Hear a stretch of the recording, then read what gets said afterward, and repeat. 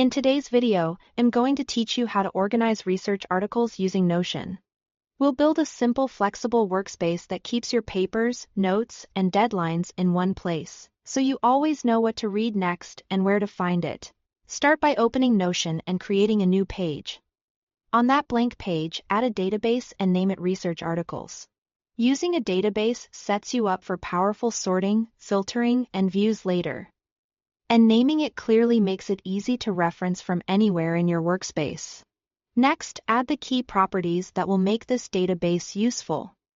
Title will hold the name of the paper or article. Add authors as either a multi-select or a text property so you can include multiple researchers.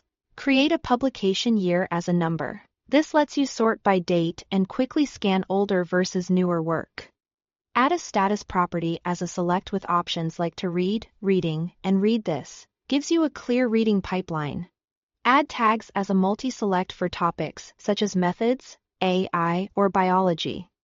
You can customize these as your research evolves. Include a source or URL property to store a link to the original article or DOI, so you can jump back to the source instantly. Add a files and media property to upload PDFs directly for offline access and quick search within Notion.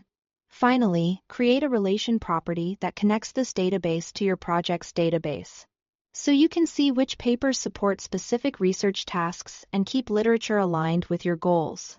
Instead of typing everything manually, use the Notion web clipper to save articles straight from your browser into this database. When you clip a page, Notion can pull in the title, link, and sometimes images or text, which you can then map to the right properties and tidy up as needed. This is a fast way to capture sources while you are browsing. Now set up views that keep your reading organized. Create a reading list view filtered to show only items with status set to read. This is your cue when you sit down to study.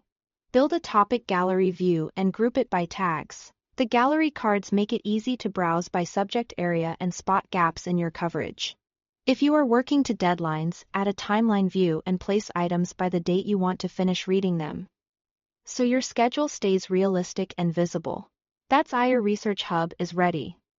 Keep updating statuses as you progress, and let the database work for you. Thanks for watching.